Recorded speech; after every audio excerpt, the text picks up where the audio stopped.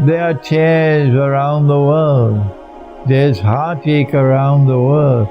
What can we do when the governments that rule over the world of Islam will not do anything to stop Israel? What has our Prophet said on this subject? Let us share with you the good news of what our Prophet has said. Allah's blessing be upon him. He has spoken as only a true prophet of the one God can speak. And he has said that there is a Muslim army which will come to liberate Jerusalem. And he said that when that army starts to march to Jerusalem, no one and nothing can stop that army. Not even the Security Council of the United Nations, which perhaps by then would no longer exist. There'll be no United Nations anymore tomorrow. It'll be gone. So it'll be an unstoppable Muslim army which will finally reach Jerusalem and liberate Jerusalem. These are his words. لَتُقَاتِلُنَّ الْيَهُودِ, you will most certainly fight the Jews. وَلَتَقْتُلُنَّهُمْ, you will most certainly defeat them. حَتَّى يَقُولُ الْحَجَرِ, at that time the response to oppression will be so great that even the rocks and the stones will speak. Ya Muslim, هذا يهودي ورائي فتعال فاقتل. There's a Jew hiding behind me. Come and kill him. Our Prophet is not speaking about all Jews. Not at all. How could he be saying such a thing about a Jew who is denouncing this government of the State of Israel, as there are Jews in Israel today denouncing their own government? How could he say that about Jews who are supporting and helping the Palestinian people? Why? Because they are still human beings. These are Jews who still have a heart in their chest, not like the others who are beasts. That's right, they are beasts. They don't have a heart in their chest anymore. They consider the Palestinians to be animals. They are the chosen of the Lord God. They are born superior, and the Palestinians are like cockroaches. Not those Jews.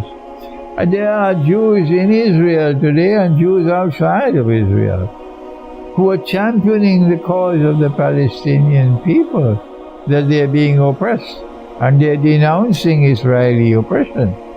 So Allah's messenger, the Prophet Muhammad, Allah's blessing be upon him, could not be speaking about all Jews when he said the rocks and the stones will speak and say, there's a Jew hiding behind me, come and kill him.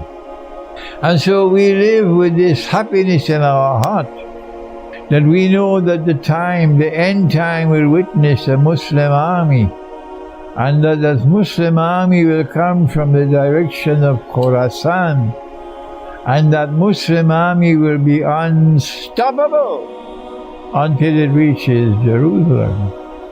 But there's more now to be said, and that is that Allah has said in the Quran, He's given this warning. If you're in Pakistan, I hope you listen. He says, بَعْدَ أَعُوذُ بِاللَّهِ مِنَ الشَّيْطَانِ الرَّجِيمِ إِنَّ اللَّهَ لَا يُغَيِّرُ مَا بِقَوْمٍ حَتَّى يُغَيِّرُ مَا بِأَنفُسِهِمْ.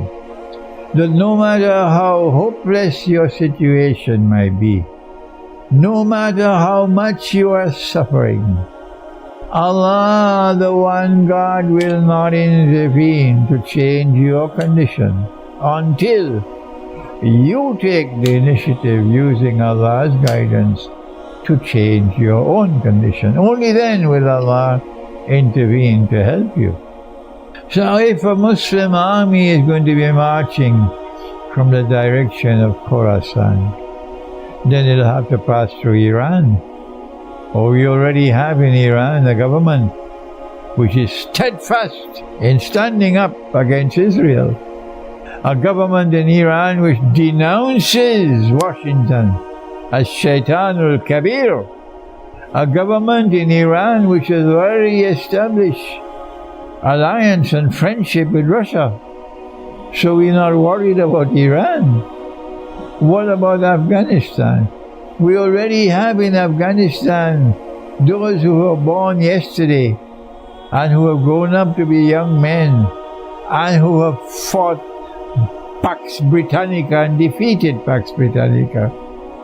And then they fought the Soviet Union, the godless Soviet Union, and they defeated the godless Soviet Union. And then they fought Pax Americana, and they defeated Pax Americana.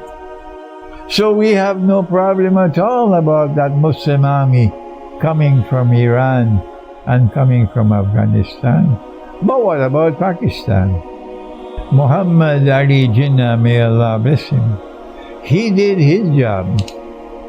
He completed his mission successfully, a political miracle. He created an independent state. That's all he ever intended to do. And he did it, and he died, and Allah took him away. But from the day that Pakistan was born to this day, the enemies of Pakistan have ensured that Pakistan could never be free. So while India won freedom 75 years ago, and India has been able to progress and progress and progress, Pakistan has remained a slave all these 75 years. And no one is more responsible for that. Not so much the politicians. It is the generals in the Pakistan armed forces who have betrayed Pakistan by being Yankee puppy dogs. My words may be like thunder, so that the Pakistani people would know that Allah is not going to send that army that will liberate Jerusalem and stop the slaughter and the genocide in Gaza. He is not going to send that army until Pakistan also, like Afghanistan and like Iran, are in the right place of being a free people. Because that army is not going to be stoppable by the Security Council of the United Nations. No. That army will not fight according to international law. No. The army which is going to come from Khorasan, which will liberate Jerusalem, it will be an army which will be fighting under Allah's law. And the Pakistan armed forces have never fought under Allah's law.